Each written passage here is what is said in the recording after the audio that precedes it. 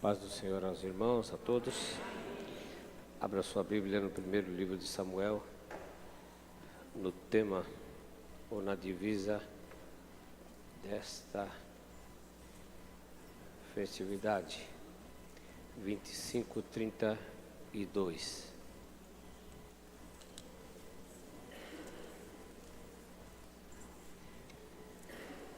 Então disse Davi a Abigail: Bendito o Senhor Deus de Israel, que hoje te enviou ao meu encontro. Repitam comigo. Então disse a Abigail: Bendito o Senhor Deus de Israel, que hoje te enviou ao meu encontro. Amém. Pode tomar assento.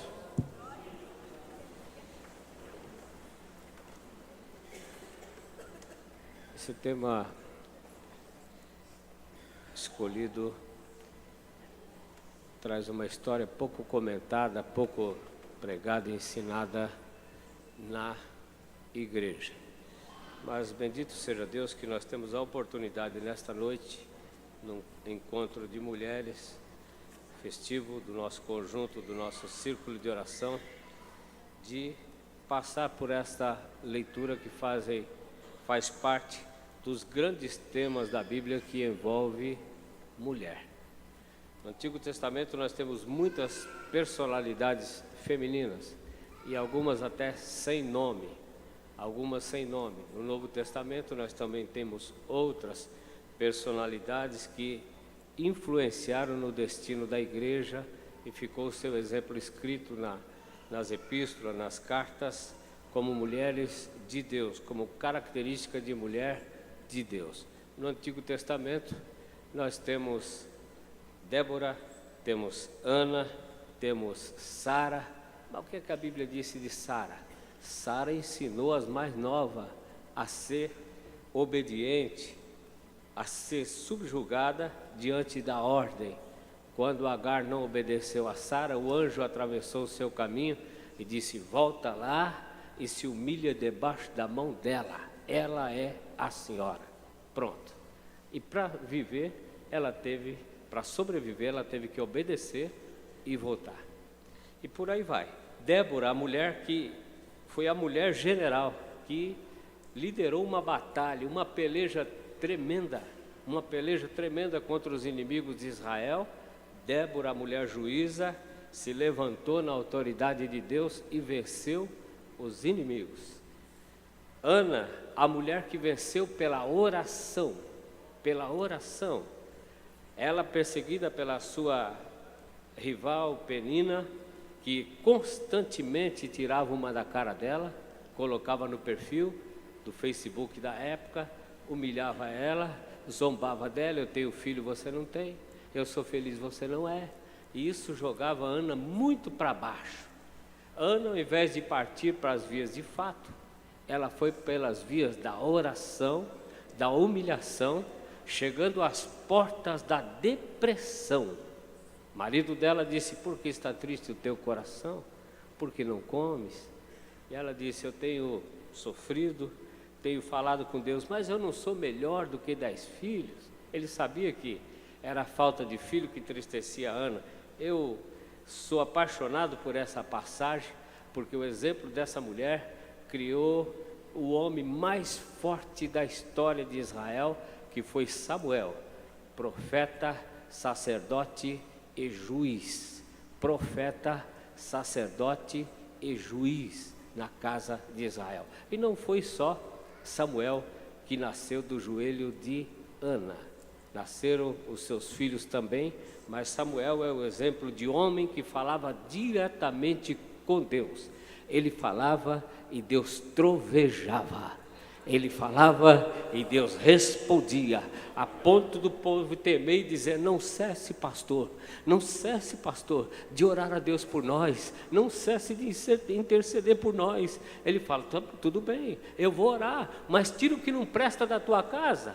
Deixa o que não presta, o que não agrada a Deus de lado. Vamos descer na presença de Deus e os nossos inimigos serão enterrados, serão sucumbidos, porque Deus é grande. E assim acontecia na vida daquele homem por causa da sua mãe. Mas levar Samuel para morar na igreja? Não está vendo que a igreja não dá futuro nenhum? Só tem quem não presta, quem não gosta de trabalhar. Olha o sacerdote, um pior do que o outro. Eli, os seus filhos são corruptos. Seu filho vai seguir essa carreira. Carreira de obreiro não dá futuro para ninguém, carreira de pastor não dá futuro para ninguém. E as conversas chegavam: não, senhor, eu conheço em quem tenho crido. Aleluia, eu dei uma palavra e o Senhor fez uma promessa, agora eu vou cuidar da minha promessa. Aleluia. E mudou a história da família e mudou a história de Israel. Dando a volta aqui, nós vamos chegar a Abigail. Mas que mulher é esta? Uma mulher crente, profeta, uma mulher que tinha umas características tremendas, digna de ser seguida, uma mulher atenta, uma mulher que observava tudo à sua volta. Apesar de rica, de poderosa no seu tempo, ela não se entregava à vaidade das coisas da sua época, mas ela estava atenta, conhecia tudo que acontecia no reino, à volta, as informações da sua época. E apesar do seu marido ser da geração de Caleb, era um grande tribuloso, um grande tropeço em Israel. Um homem muito rico, fazendeiro, próspero, rico, aleluia. E onde entra Abigail? Entra no contexto do seu marido. Como é que pode uma casa ter dois mundos? Um mundo espiritual submetido à vontade de Deus e um mundo carnal, profano, zombador, que não entende, não quer se submeter à vontade de Deus e não entende, ou faz que não entende nada. Essa mulher aparece num cenário difícil, em que Davi estava no deserto de Parã, fugido de Saul.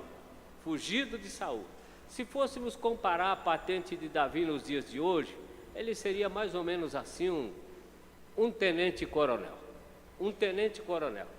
Ele não seria o soldado raso, porque ele já tinha derrubado o gigante, já tinha matado 200 filisteus, quando a cota era de 100. Saul disse: quem me trouxer 100 filisteus mortos, eu vou dar minha filha de presente. Ele foi lá e levou 200.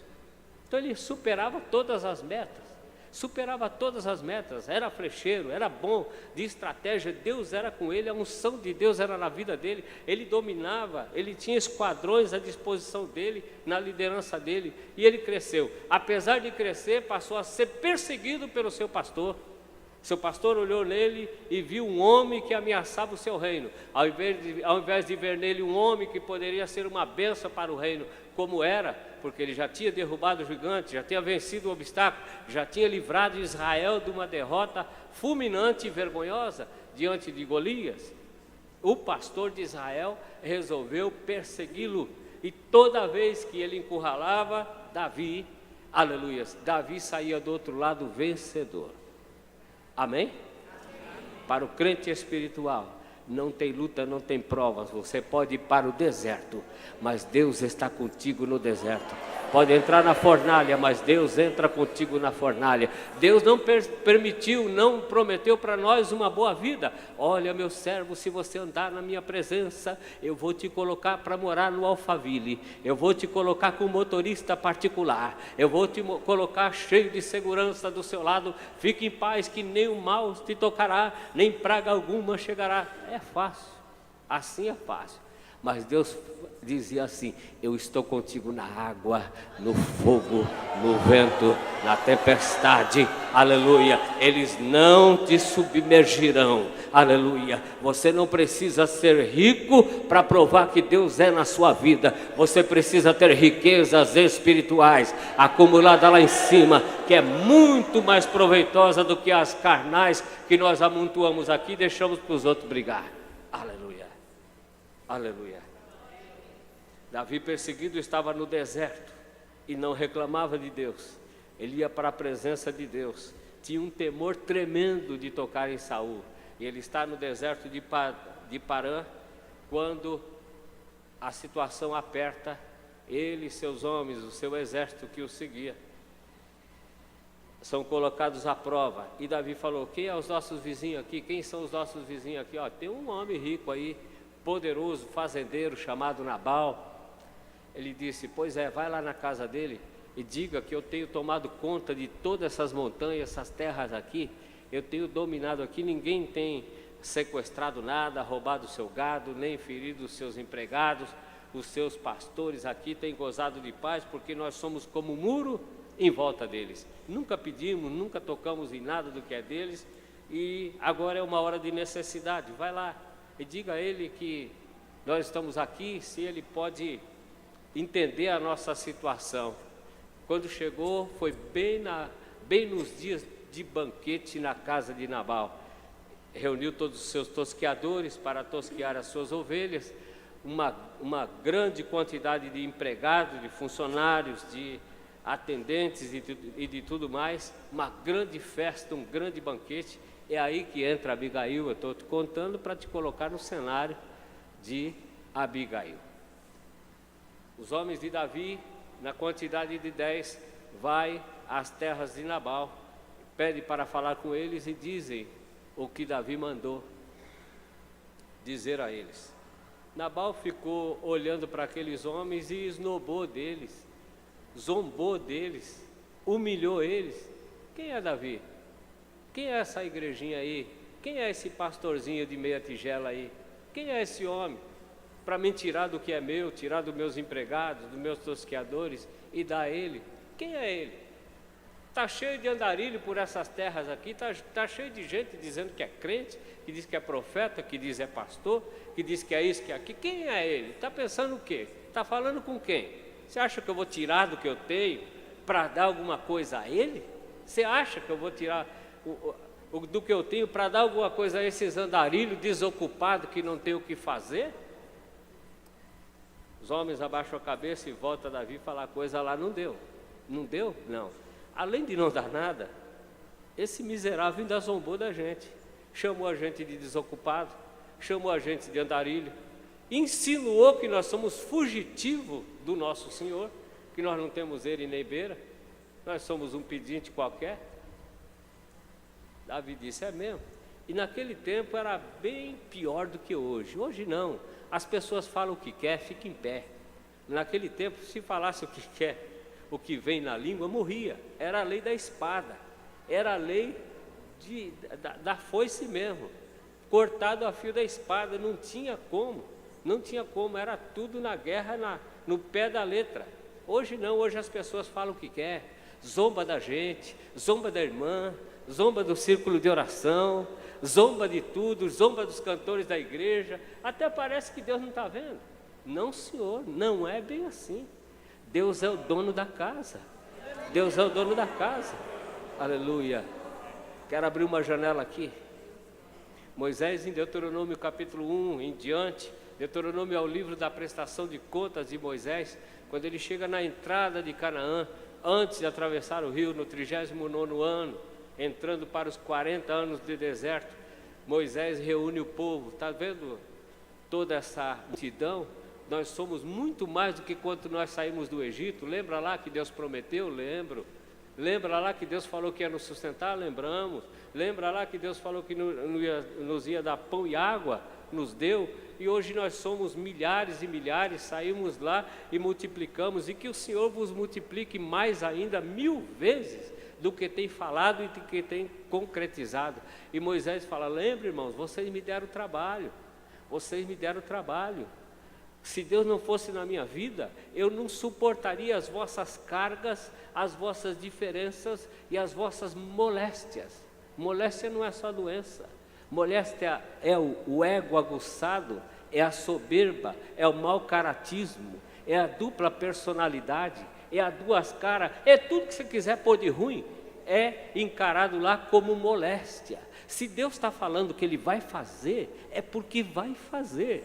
É só esperar que Ele vai fazer. E se esperar, Ele vai fazer. Se não esperar, Ele vai fazer do mesmo jeito. E Moisés dá um relato interessante.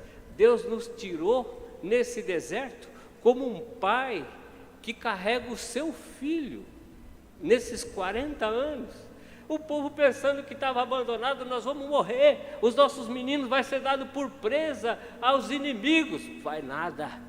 O Pai está na frente, o Pai está na casa, O Pai está na igreja. O Espírito Santo é o responsável pelo sucesso da igreja. Ela não é perdedora. Mas muita gente dizendo: o círculo de oração vai acabar, o ministério vai acabar, daqui um pouco ninguém mais quer que o obreiro quer nada. Não é bem assim, não. Deus vai suscitar os nossos filhos, vai suscitar as nossas filhas. Se nós não quisermos, Ele vai cumprir o que prometeu a nós, da nossa geração ser abençoada, Ele vai cumprir. Se nós não quisermos, Ele vai suscitar os nossos filhos, as nossas filhas, os nossos netos, e vão cultuar no nosso lugar, porque Deus prometeu. Aleluia.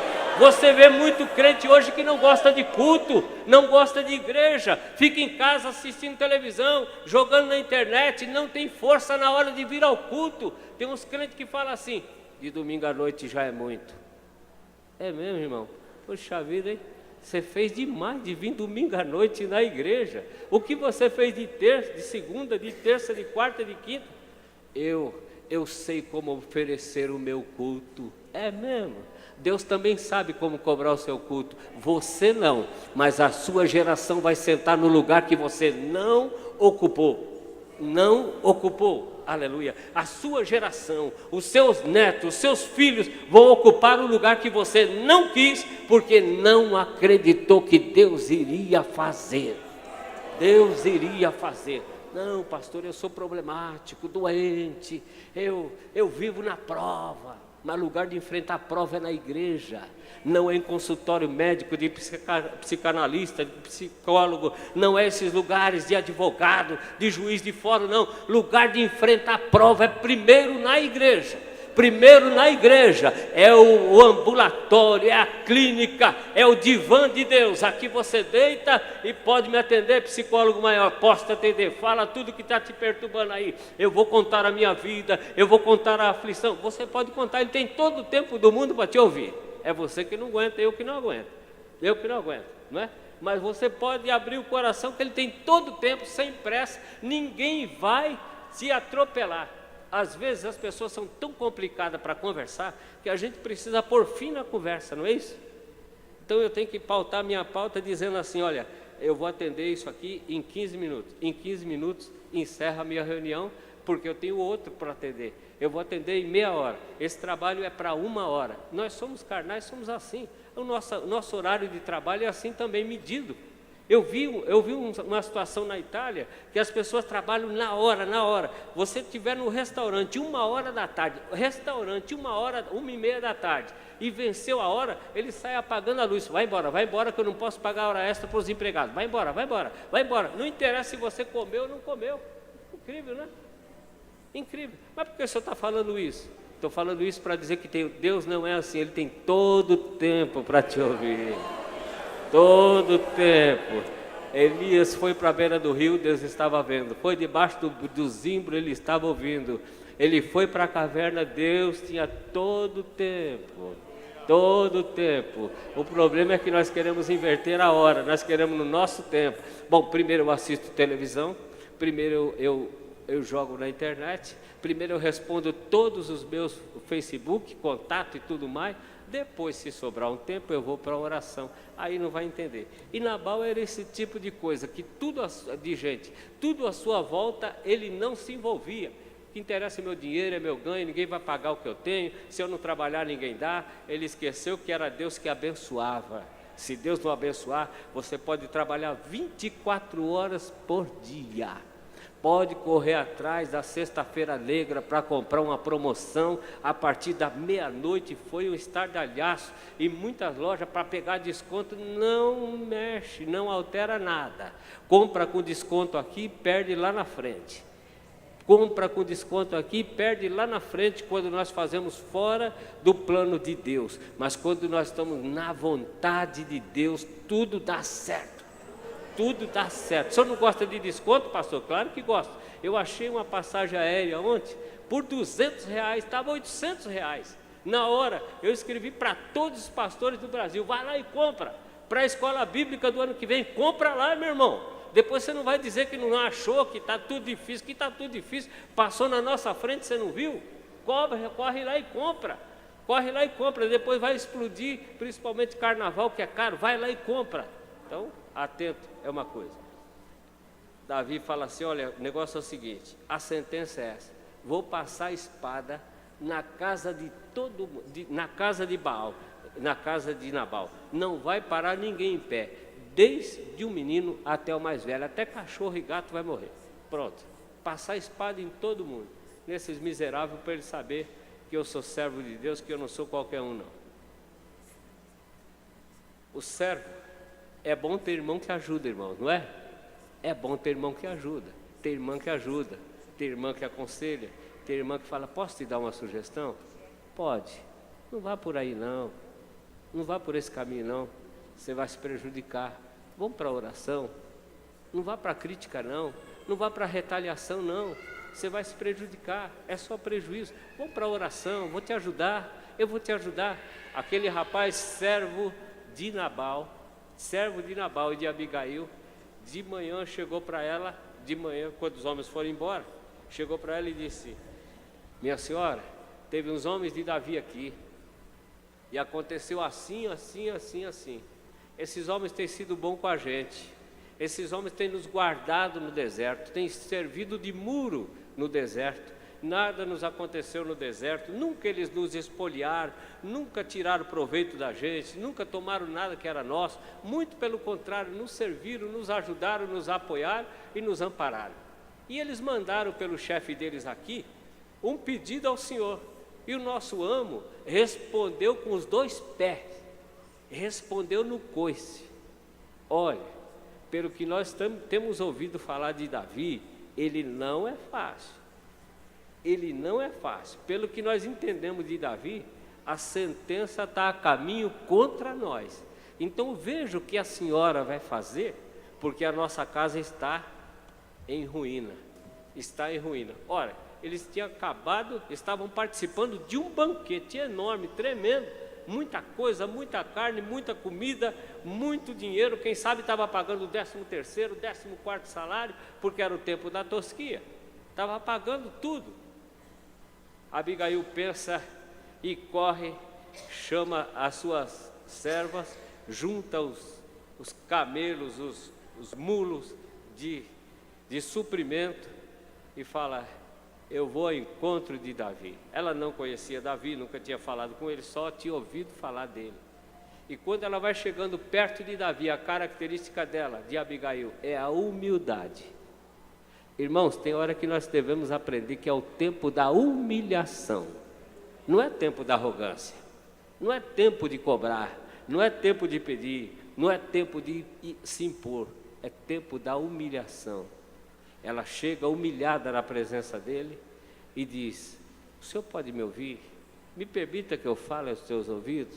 Me permita que eu fale? E ele nervoso, né? Porque ele já estava saindo para... O que você tem a dizer? O que eu tenho a dizer é o seguinte, olha, perdoe, a culpa é minha. Porque eu estava desatenta na minha casa, eu não vi quando os seus servos chegaram, quando falaram o meu marido. Você sabe como é que é, né? Meu marido é um bêbado, é um embriagado, meu marido é um tolo. Ela não estava difamando ele, não é? Falar a verdade, às vezes, não é difamar. Falar o que todo mundo sabe, não é difamação, não é? Não, falar o que todo mundo sabe. Meu marido, Nécio, não tem conhecimento de nada, ele não se preocupa com coisas espirituais. E eu não vi que seus servos chegaram lá, não fui eu que mandei a resposta, me aceite, me perdoe, eu trouxe aqui uma oferta. Agora, e se Abigail chegasse de mão vazia, só na lábia na conversa? Será que ela conquistava alguma coisa? Será que ela conquistava alguma coisa? Não. O rico que tem, ou aquele que tem, que pode dar, tem um versículozinho que diz assim, ninguém compareça diante do Senhor com mãos vazias. Mas você pede tanto e não dá nada, irmãos. É que Deus não precisa, mas a obra precisa.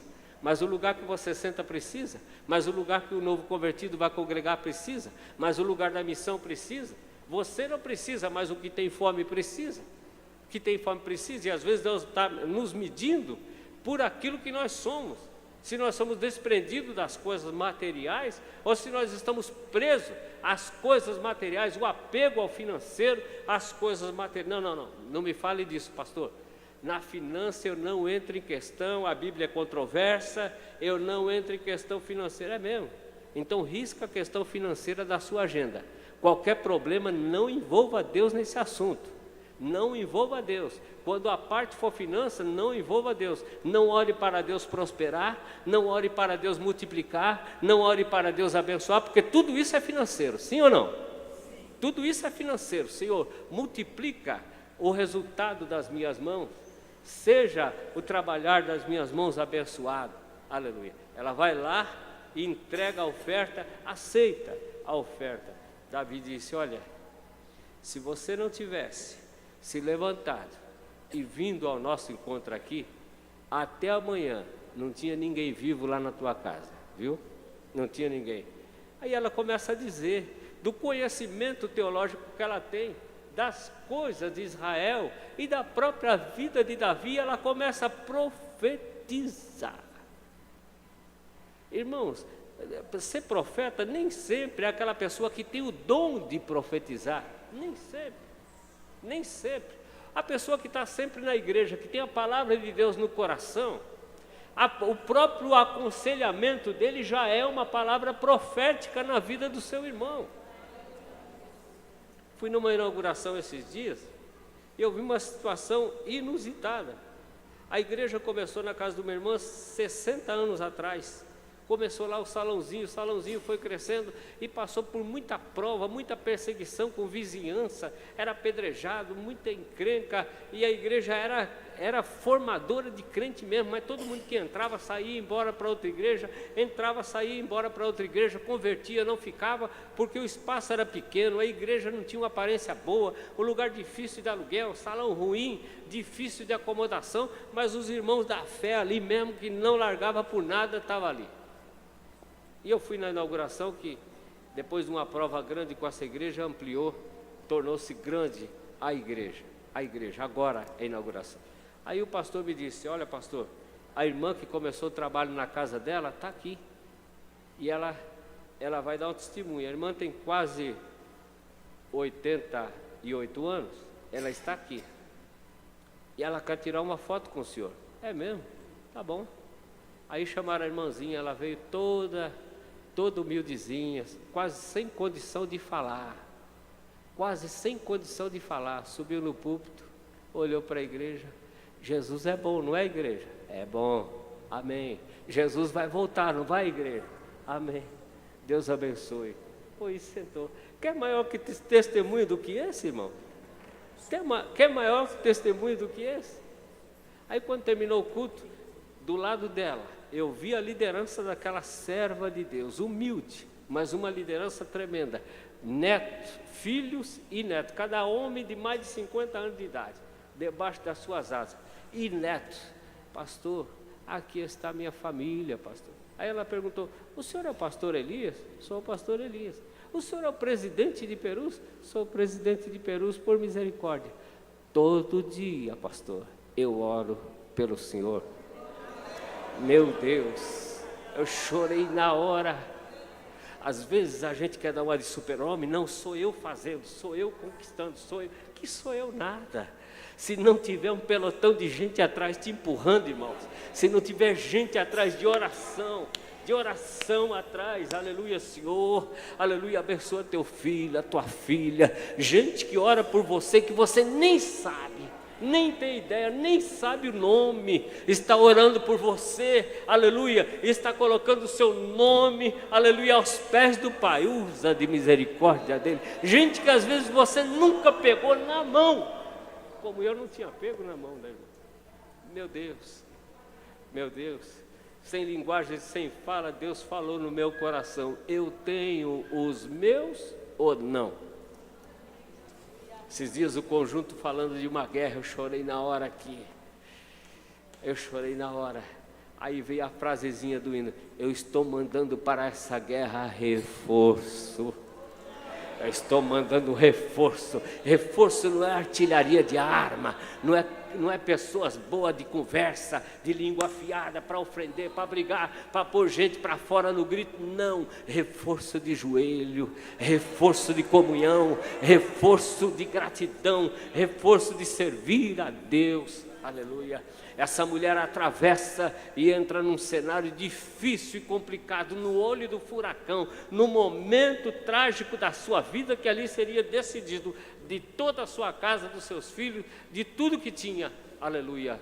Ela entra e ela profetiza, porque ela era atenta, ela era decidida, ela foi, não ficou esperando. Às vezes a pessoa fica em casa, estou desanimado. Lugar de curar desânimo é na igreja, não é na academia não, viu, irmãos? Às vezes você vai no médico, o médico pergunta assim: faz academia? Não, é que ele não conhece o crente, né? Se ele fosse espiritual, vai na igreja? Não, então vá para a igreja, porque você não toma vergonha. Vá para a igreja, já vai para a igreja, já é uma atividade. Pronto, você já vai ter que andar para chegar na igreja. Não dá para abrir a porta e cair dentro da igreja. Vai para a igreja? Não, mas para o ímpio ele fala assim: você faz alguma coisa? Não, como é que é a palavra que ele faz? Se você é sedentário. Você é sedentário? Eu sou sedentário. Eu quase que não ando, quase que fico em casa só comendo e bebendo, assistindo novela. Vai procurar o que fazer. Faz caminhada. Eu vejo as pessoas fazendo caminhada e pela saúde é interessante fazer caminhada, não é? Interessante, a gente só come, não queima gordura. Aí você pega um trecho aqui, sai daqui, vai até a ponte, dá a volta do outro lado, coloca uma garrafinha de água do lado e tal, coloca uma camiseta bem fresca, coloca uma bermuda, que nesses dias eu vi um irmão, um bermudão caprichado, não vem num dia na oração, só chega atrasado no culto, aos empurrão, mas o médico manda fazer caminhada, ele vai, aqui está cura, meu irmão, aqui está cura, o médico dos médicos está aqui, e a consulta única você passa com todos os especialistas. Eu quero psicólogo, está aqui. Eu quero do coração, está aqui. Eu quero dos rins, está aqui. Eu quero da mente, está aqui. Eu quero do ânimo, está aqui. Aleluia. O médico não sabe, ele não sabe como receitar crente. Ele não sabe. Aliás, ele entra em parafuso quando consulta o crente. Ele já vai logo olhando, e ele vai escrevendo, fazendo umas fórmulas no papel assim, e ele está perguntando: você fuma? Não. Você bebe? Não. Tem rejeição a algum medicamento? Não. Tem alergia? Não. Você bebe? Não. Nada? Nada. Só água, refrigerante. Dorme tarde? Também não. Você é o quê, hein? Você é o quê? Sou crente. Só falta o médico falar assim: você está melhor que eu. Você está melhor que eu. Vou te receitar o quê? Mas o crente também fica doente. A carne precisa, não é? Mas estou falando o dualismo do mundo espiritual, a comparação do carnal com o espiritual. Então, quando você cuida do templo, vocês não têm noção como esse culto vai fazer bem para a nossa vida hoje. Você vai sair daqui como se você tivesse andado 10 quilômetros. Não é na canseira, não. É na motivação. Na motivação vai lá dentro da caixa preta do seu espírito, lá dentro, na divisão das juntas e medulas, e você vai dizer: Deus falou comigo, Deus me ajudou, Deus me animou, Deus está no controle, eu senti Deus falando comigo, aleluia. Não é do jeito dos outros, é do jeito que Deus orienta, aleluia. Ela vai, ela é decidida, ela é humilde, ela pede perdão, ela é espiritual, ela vê o mundo espiritual. E ela fala: Senhor, 28, perdoa, pois, a tua serva esta transgressão. Ela chama a transgressão do marido para ela, porque certamente fará o Senhor casa firme a meu Senhor, porque o meu Senhor guerreia as guerras do Senhor. Ela não está falando de guerra de espada, não, está falando de guerra santa, de peleja espiritual. O círculo de oração vive em constante guerra. Guerra contra o pecado, guerra contra o mundanismo, guerra contra a carnalidade, guerra contra a frieza. É as guerras do Senhor. Aleluia. Se não tivesse o trabalho da igreja, de oração na igreja, a igreja já teria fechado. Aleluia. Por quê? Os cultos sociais não levam a lugar nenhum, mas os cultos de oração, que você desce lá no porão da alma e fala com Deus, esse levanta a igreja, esse anima a igreja, esse traz ânimo, traz conversão, aleluia, traz renovação, traz batismo com o Espírito Santo, inspira a palavra na boca do pregador, inspira o pastor na direção, o ministério, coloca todos na mesma visão, aleluia, porque a guerra, ela é travada, as guerras do Senhor, aleluia. Guerrei as guerras do Senhor e não se tem achado em ti, mal em ti, todos os dias. Pode procurar na vida de um crente de oração, de uma crente de oração, se tem mau testemunho na sua vida, não, Senhor. Se errar, Deus levanta, pede perdão e Deus levanta. Aí ela continua no versículo de número 3. Eu vou falar uma coisa aqui, viu, meu Senhor? Eu vou falar uma coisa aqui, olhando no olho de Davi. Eu estou inventando aqui, mas deve ser mais ou menos assim, para dar um toque no texto aqui. E levantando-se algum homem para te perseguir e para procurar a tua morte, então a vida do meu Senhor será atada ao feixe dos que vivem, aleluia, com o Senhor teu Deus, porém a vida dos teus inimigos se arrojará para longe, como do meio do côncavo de uma funda você roda e manda embora, assim são os inimigos de Deus, mas aqueles que servem a Deus estão com aqueles que vivem, aleluia. Já percebeu que todo dia há uma paz entre nós? Há uma paz entre nós. E Davi, quando mandou a casa de Nabal, ele mandou 3 saudações de paz. Ele falou assim: olha, que o Senhor tenha paz, que tenha paz a tua casa e que tenha paz todos os teus. Mandou uma saudação de crente, mas foi mal interpretado e mal recebido. E ela, olhando para ele, continua no 30. E há de ser que usando o Senhor, com o meu Senhor, com ele Davi, conforme todo o bem que já te tem dito de ti, e te tiver estabelecido chefe sobre Israel, ou seja, ela, Abigail, sabia que havia profecias, havia confirmação e tudo corria para que Davi fosse chefe de Israel, e o marido na mesma casa não entendia de nada.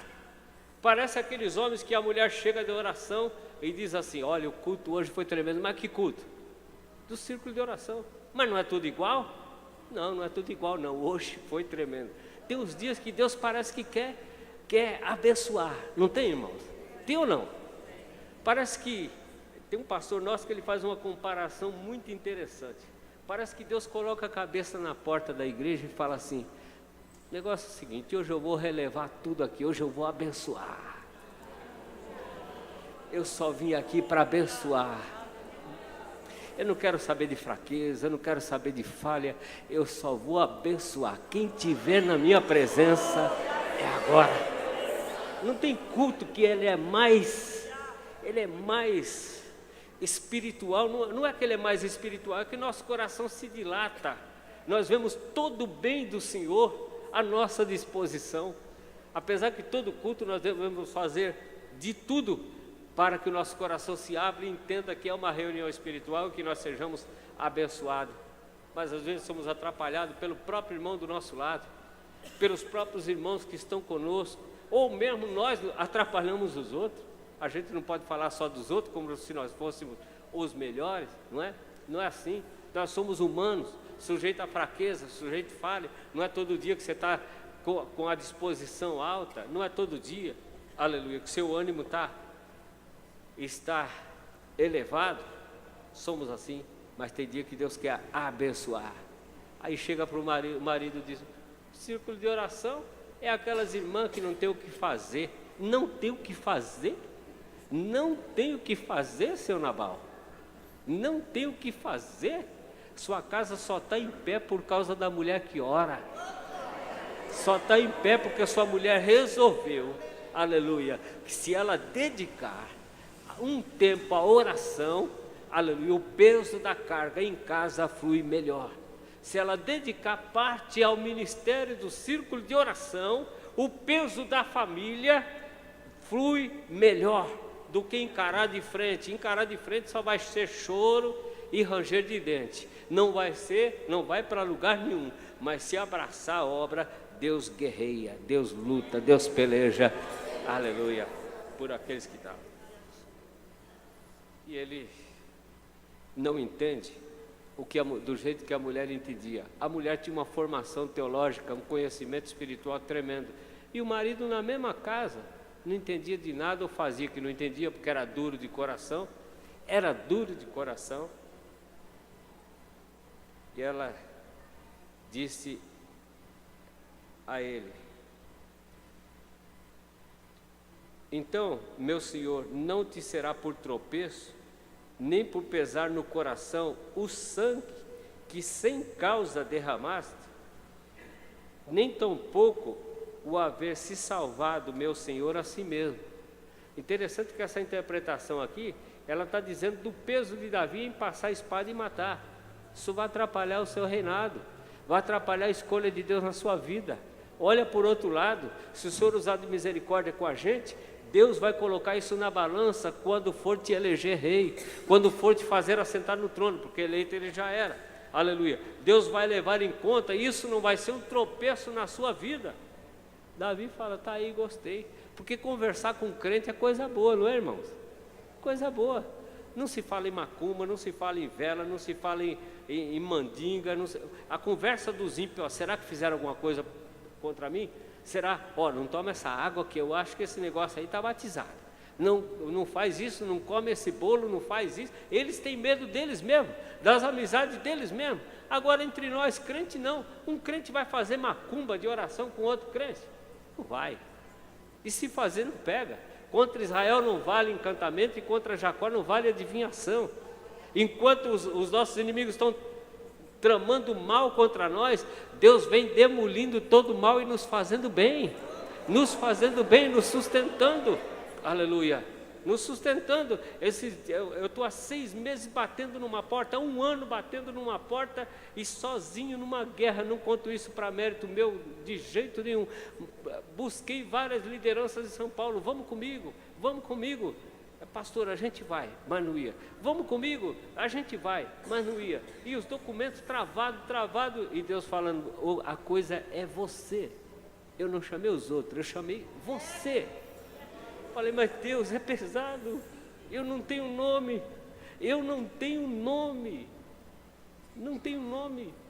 mas é você. Quando você assentar lá, eu vou colocar a palavra na tua boca. Meu Deus, aí eu insisti com outras pessoas, fui atrás de pessoas grandes do meio, e eles falaram, tá bom, vamos fazer, mas não se moveram. Aí chegou uma hora que Deus disse, agora eu vou fazer, mas é por tua causa e pelo meu povo, por tua causa. Esse mérito não é de ninguém, eu não quero o nome de ninguém aqui. Aí eu vi a resposta de oração. Aleluia. A coisa percorreu São Paulo, que esses dias nós recebemos homens grandes do Tribunal de Justiça aqui. Inclusive descobri pastores do Tribunal de Justiça, desembargadores, homens grandes, vieram ver quem era Perus. Aí eu trouxe aqui, mostrei a igreja vazia durante o dia. Eu disse, vamos fazer uma oração para o senhor ir embora? Ele disse, ora pastor. Eu falei, não, eu quero que o senhor ore. O senhor ore. O senhor não é pastor? Ore. E quando aquele homem começou a orar, o Espírito de Deus o tomou. O Espírito de Deus o tomou. Irmãos, se nós ficarmos na fiação, até quem não é batizado vai começar a falar em língua estranha aqui em nosso meio. Estou todo arrepiado aqui.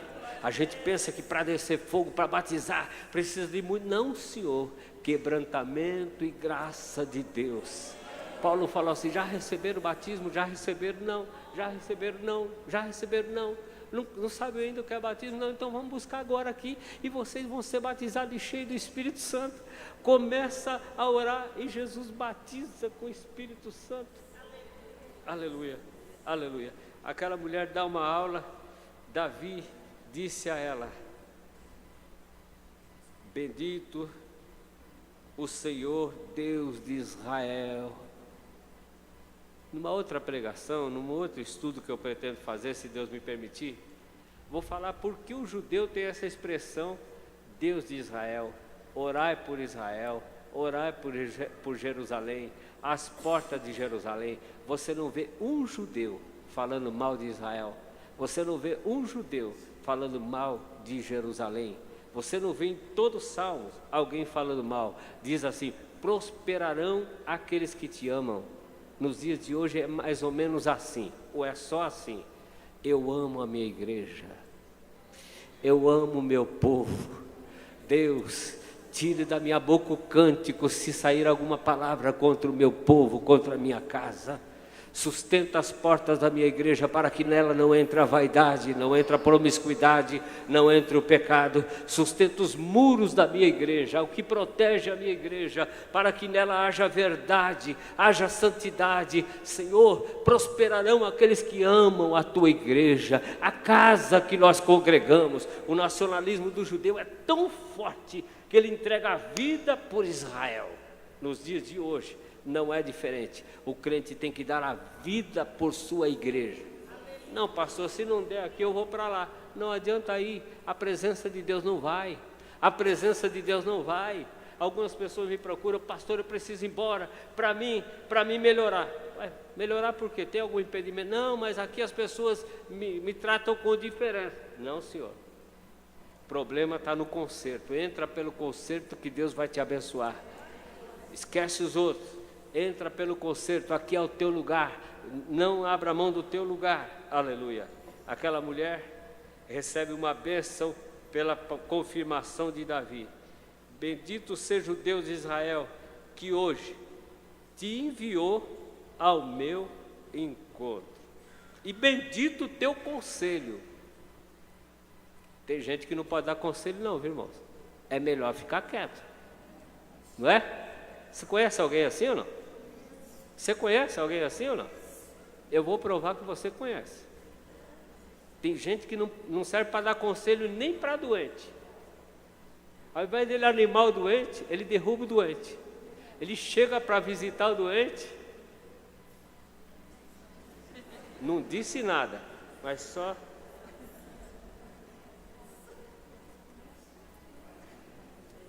Tem um irmão nosso que ele é fruto de um milagre. Fruto de um milagre.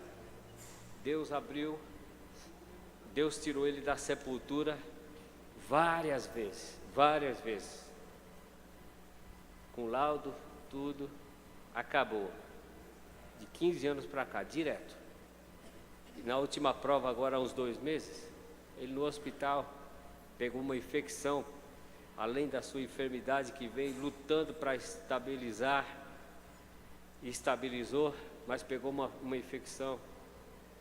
E vários irmãos foram lá, pastores. Eu, quando entro no hospital para orar por alguém, eu oro por 2 situações. Primeiro, pelo doente e pelo local. Senhor, não permita que ninguém entre nessas portas com uma palavra negativa. Ninguém entre nessas portas. Desfaz a vontade de visitar lá longe. Desfaz, tira a oportunidade de visitar da pessoa que não sabe lá longe. Tira. Que nenhuma palavra negativa entre por essas portas. Abençoa aqueles que entram aqui e os que saem. Que tem os que saem também, que chega e fala: ó, já foi, hein? É questão de horas, é questão de dias. Mas e Deus, onde fica nessa? Tem que perguntar para Deus o que é que ele acha na situação que ele manda. Aí o irmão foi, e todo mundo crendo no milagre. Falei: vai surpreender com o irmão, ele é fruto de milagre. Você falar qualquer coisa é perda de tempo. O irmão foi e começou a orar: Senhor, teu servo tem sofrido, olha a aflição dele, faz cessar essa aflição. O irmão quase bateu nele. O doente quase bateu nele. E tem outro que a irmã chega, meu marido está me dando trabalho, meu marido não me entende, eu acho que ele não me ama. Divorcia, irmã. Você tem direito de ser feliz. Divorcia, amaldiçoa a sua casa, amaldiçoa seus filhos sem pai, amaldiçoa, destrói a sua família. Que hoje a moda é assim, é trocar de marido. Já tem crente no quarto casamento, já tem crente no terceiro, no quarto casamento. Se não luta pelo primeiro, vai lutar pelo segundo, vai lutar pelo terceiro, difícil. Só se entrar na oração mesmo e Deus compreender e justificar. Não estou falando das raríssimas exceções que Deus entra na causa. Naquele não deu porque você escolheu do seu jeito e te atrapalhou. E se eu não te tirar daí, ou já que você saiu daí, eu vou te abençoar. Vai, pronto. Não dá para entrar no mérito. E se for conversar muito, a gente acaba liberando os outros para fazer o que quer, não é? Aí vai chegar em casa e vai falar: ó, mulher, recebi uma palavra hoje que eu tenho o direito de ser feliz. Só o sangue. Bendito seja o teu conselho. Nós somos propensos a analisar as pessoas só pela falta, pelas falhas. Mas vamos enxergar as pessoas como filhos e filhas de Deus. Mesmo perdido, aquele que não é crente, às vezes ele é um trapo de imundícia, arrebentado.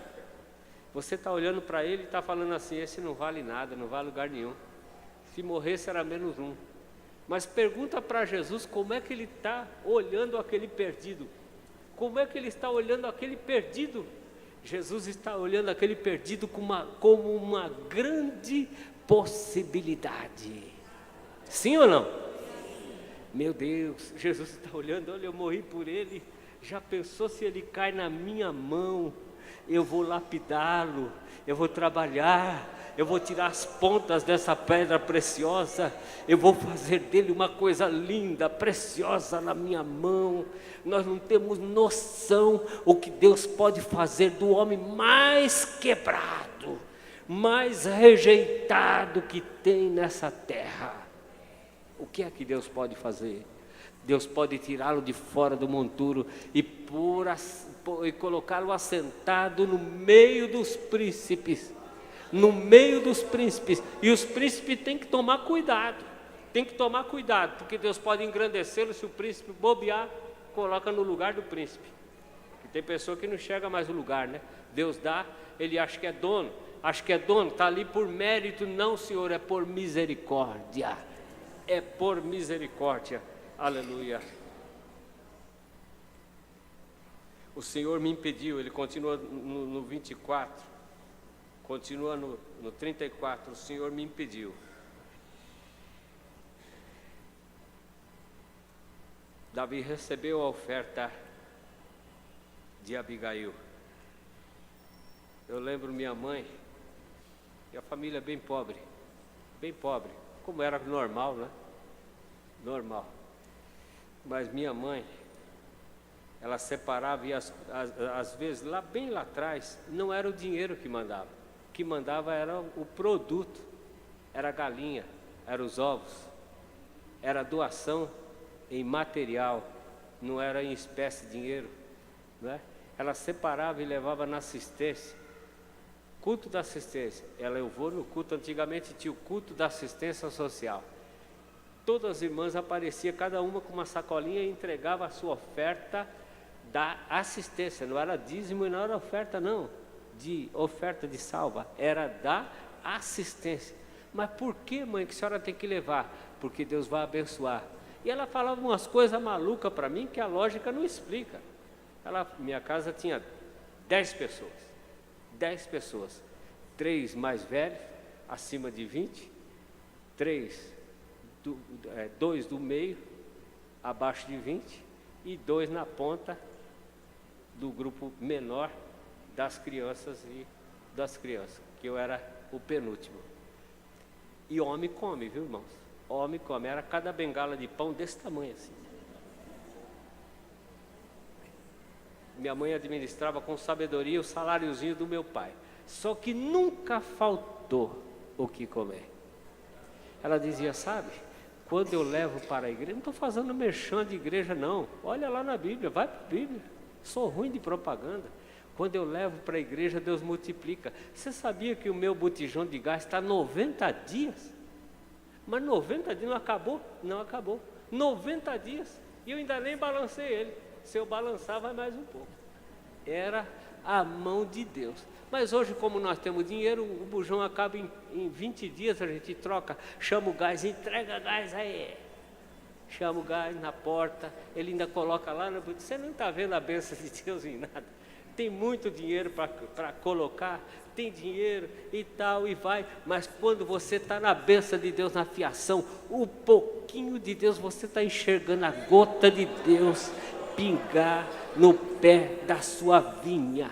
Eu fui numa vinha na Bahia agora, num trabalho evangelístico, passei 4 dias lá. E eu fui numa vinha, cacho de uva desse tamanho, de Canaã. Quem duvidar, eu tenho a foto. Desse tamanho. O irmão até brincou comigo. É uma Fanta uva de 2 litros, a uva, o cacho, uma Fanta uva de 2 litros. Aí eu olhei naquela vinha tremenda, num lugar que não chove, mas eles buscam água a 5 quilômetros do São Francisco e traz uma gotinha de água para cada pé, pique, pique, pique, e ela cresce. Não precisa chover, mas a gota no pé, meu Deus do céu, uma coisa tremenda. O crente não precisa, o ímpio fala, mas esse crente se veste. Essa mulher todo dia está na igreja, cada dia com a roupa, eu trabalho noite e dia, eu não troco, meus vestidos é o mesmo e tal. O que acontece? É a gota de Deus na sua casa, é a gota de Deus na sua saúde, é a gota de Deus na sua família, é a bênção de Deus sobre a sua casa, aleluia, porque, aleluia, a inteligência de Abigail, aleluia, a decisão de Abigail, a humildade de Abigail se mistura com as irmãs da igreja. Aleluia. Davi encerra a conversa dela, aceita, despede ela, e ela chega em casa, ela não chega bagunçando, que ela podia chegar também, dando uns gritos em casa, né? Tá vendo só? Se não fosse eu calçar a cara lá, o negócio é ficar estreito aqui. O marido já é doido, aí ele parte para cima, aí vira o angu. Deixou, ela chegou no banquete grande, churrasco comendo, bebida, vinho, cachaça, adoidado, deixou passar, foi dormir, ela não disse nada. A Bíblia diz que a palavra dita a seu tempo é como maçã de ouro em salvas de prata. Pega uma bandeja de prata, coisa linda, não é? E coloca no meio dela a maçã de ouro, coisa linda. Assim a palavra dita a seu tempo. No outro dia de manhã, meu marido, tudo bem? Já tinha passado a cachaçaiada que ele tinha tomado? Tudo bem. Você viu que se aprontou ontem? Eu aprontei?